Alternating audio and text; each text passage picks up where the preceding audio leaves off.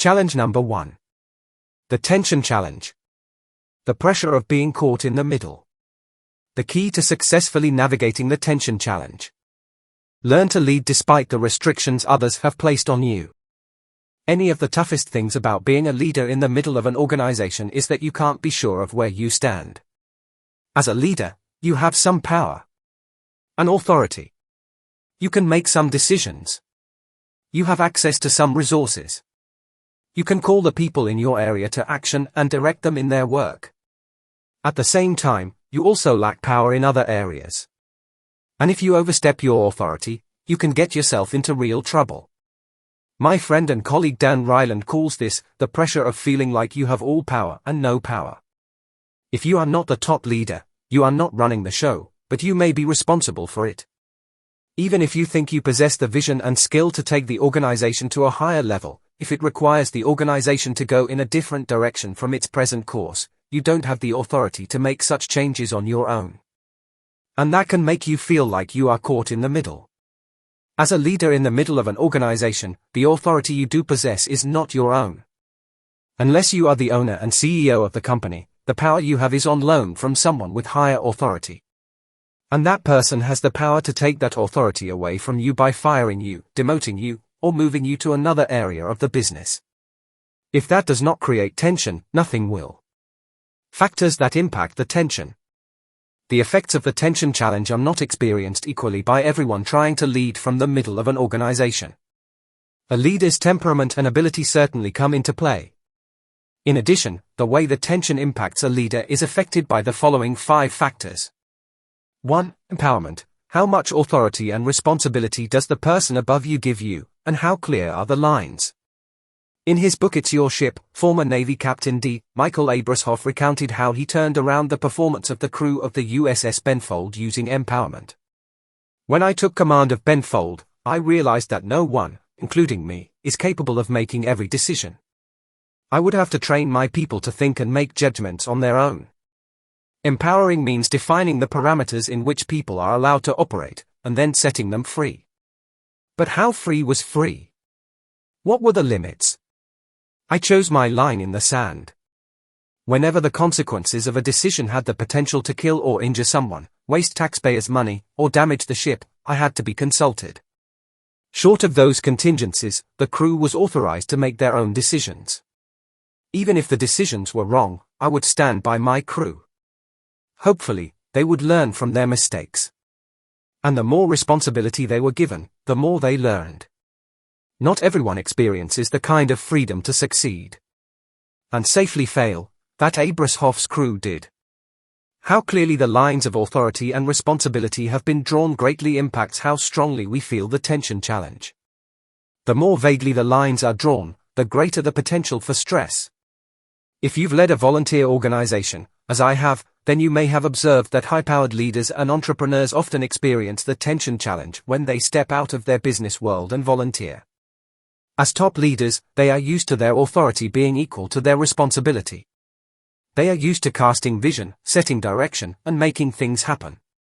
When they volunteer to serve in an organization, they no longer possess all the authority, and they find themselves in the gray area of the middle. Many are not sure how to navigate in that environment. That's especially true when they are better at leading than is the person running the volunteer organization. Many of these business leaders respond by either trying to take over or going off in their own direction. Others simply give up and return to the world they know best. Good leaders rarely think in terms of boundaries, instead, they think in terms of opportunities. 2. Initiative. How do you balance initiating and not overstepping your boundaries? Good leaders rarely think in terms of boundaries, instead, they think in terms of opportunities. They are initiators. After all, the number one characteristic of leaders is the ability to make things happen. Sometimes that desire to initiate leads to the expansion of their responsibilities and their boundaries. Other times it leads to conflict with the people who lead them. You need to realize that the stronger your natural desire to initiate, the greater the potential for tension. If you continually push the limits, it's likely you will rub others the wrong way. The good news is that if you work in an environment where leaders at all levels are empowered, people may tolerate your challenging the process of how things get done. If you challenge the vision or the authority of your leaders, however, you may go from being caught in the middle to being on the outside, looking for another job. 3. Environment. What is the leadership DNA of the organization and leader? Every organization has its own unique environment. If you have a military background, you can't walk into a corporate environment and expect it to function like the Army or Marines. If your experience is in large corporations, and you go to work in a mom-and-pop business, you will have problems if you don't adapt. That's just common sense. Likewise, an organization takes on the personality of its leader. The leadership DNA of the Benfold changed during the course of Abrashoff's command. He wanted to create an environment of empowerment where initiative and ownership were valued. People who demonstrated those characteristics were rewarded. And as long as Abrashoff was in command, the ship's environment exhibited those characteristics.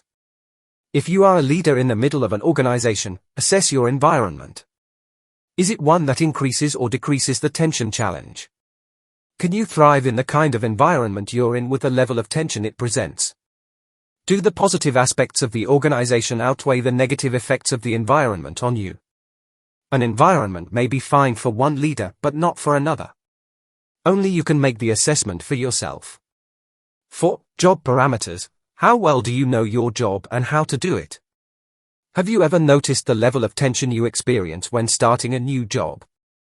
It's pretty high, isn't it? The less familiar the work, the greater the tension. If you don't know how to do the job, you're going to be stressed, even if you're a fast learner and have a teachable attitude.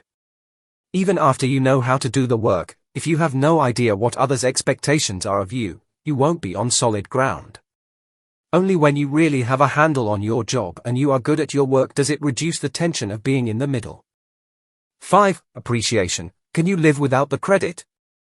Someone once said, what's causing so much disharmony among the nations is the fact that some want to beat the big drum, few are willing to face the music, and none will play second fiddle. The reality of leading from the middle of an organization is that you are not going to get as much public recognition and appreciation as leaders at the top. That's just the way it is. The greater your desire to receive credit and recognition, the more frustrated you are likely to become working in the middle of an organization. You need to decide for yourself if you receive enough satisfaction to keep you going where you are. How to relieve the tension challenge. It's not enough to merely recognize that leading from somewhere in the middle of an organization can be stressful. It's not good enough to simply survive. You want to thrive, and to do that, you need to learn how to relieve the tension. Here are 5 suggestions. 1. Become comfortable with the middle. We often think leadership is easier at the top. The reality is that it's actually easier to lead from the middle, if a really good leader is above you. Good leaders at the top break ground for their people. They create momentum for the entire organization. Haven't you seen average or even below average leaders succeed because they were part of an organization that was led well overall? Haven't you seen colleagues overachieve because their leader made them better than they were on their own? When you have excellent leaders, you don't need as much skill and energy to make things happen. You benefit from everything they do. So why not enjoy it, and learn from them too? I've long admired the following poem by Helen Laurie. How often I've been put to the test to make the best of second best, only to wake one day and see that second best is best for me. Being in the middle can be a great place, as long as you have bought into the vision and believe in the leader. So how do you get comfortable with the middle? Comfort is really a function of expectations. The wider the gap between what you imagine to be and reality, the more disappointed you are likely to be. Talk things out with your boss. The more you know about what's expected of you, what's normal in the organization, and how much authority you have, the more comfortable you will be. Comfort is really a function of expectations. 2. Know what to own, and what to let go. Nothing frees a person from tension like clear lines of responsibility. When I became the senior pastor at Skyline Church in California in 1981, even before my first day, I found out what I had to own personally. Even leaders at the top can still be in the middle. The board was my boss. I asked the members of the board to give me their short list of things I had to do that no one else could do for me. There were 4 things on that list. Take final responsibility. The buck stopped with me. I answered for whatever happened in the church. Be the main communicator. I needed to determine what was communicated during the services, and I needed to be in the pulpit most Sundays. Be the main representative of the church. I was to be the primary face and voice for the church, within the congregation, and to the community. Live a life of integrity. Author and entrepreneur Burt Baggett defines integrity as doing what you said you would do, when you said you would do it, and how you said you would do it. Nothing is more important in the life of a leader who desires to represent God to others. One of the best things you can do is ask what is expected of you, and then maintain a dialogue concerning expectations with the people to whom you answer. Todd Mullins, who works on staff for his father, Tom Mullins, at Christ Fellowship in West Palm Beach, Florida, often found that ongoing communication helped them to resolve this tension in their somewhat fluid environment. Tom does a lot of speaking around the country, and when he would come back to the church, he would want to step back into leadership in some areas where others had been leading. Todd learned to ask, "Is this mine or yours?" And by the way, in cases like this, it is the responsibility of the staff to communicate with their leader. That made it possible either for Todd to step back as Tom stepped in, or for Tom to be gracefully reminded not to make a mess in an area where he didn't really want to lead. 3. Find quick access to answers when caught in the middle. I can think of few people who get caught in the middle more than executive assistants. They experience the tension challenge to a high degree every day. I know that's true for my own assistant, Linda Eggers. The people she interacts with on my behalf are very demanding. And for that matter, so am I. One of the best ways I can help Linda is to get information to her as quickly as possible. If she asks me a question, I try to give her an answer right then. When I am traveling and we haven't spoken in 24 hours, I call her. She always has a list of questions to ask and issues to discuss. If I don't keep her waiting, she can do her work much more effectively. Everybody needs to find a way to get quick answers in order to succeed when caught in the middle. Sometimes that can be difficult, especially if the people you work for are not communicative. In such cases, you need to find others who can help you. That may take time. And it will require that you have good rapport with the people around you. As you develop the skill of 360-degree leadership, it will become that much easier for you. 4. Never violate your position or the trust of the leader. If you want to know what will increase the tension challenge to the breaking point, it's violating the trust given to you with your authority or position. That can mean abusing the power of your position, intentionally. Undermining your leader, or using the organization's resources for personal gain. David Branca, executive director of a large organization in Jacksonville, Florida, said, "Trust is built one block at a time, but when it is violated, the entire wall comes crashing down." When you have been empowered with authority, you exercise that on behalf of those you report to. It's never to serve your own interest. Over the course of your leadership journey, your character and integrity will invariably be tested. Trust is built one block at a time, but when it is violated, the entire wall comes crashing down. David Branca. As someone leading from the middle of an organization, your ability to sustain the authority that has been invested in you is entirely dependent upon your faithfulness in serving the people who gave you that authority. Accordingly, you must guard against the temptation to try to advance at the expense of your leader. And it would be wise not to allow yourself to have an "if I were in charge" conversation with another staff member. If you have difficulties with your leaders, talk to them about it. 5. Find a way to relieve stress. You will never completely eliminate the stress of the tension challenge, so you need to find a way to relieve it.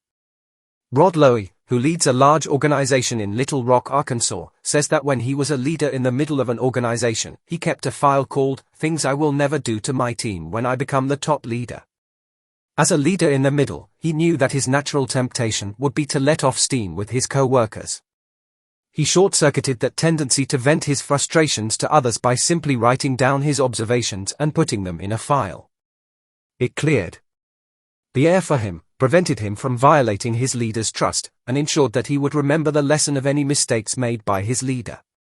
That kind of thing may work for you. If not, find something else: hit golf balls, jog, take up kickboxing, do aerobics, take a walk, get a massage. it doesn't matter what, as long as it is a good, healthy outlet for when the stress of the tension challenge gets to be too much for you. Nobody said becoming a 360-degree leader would be easy.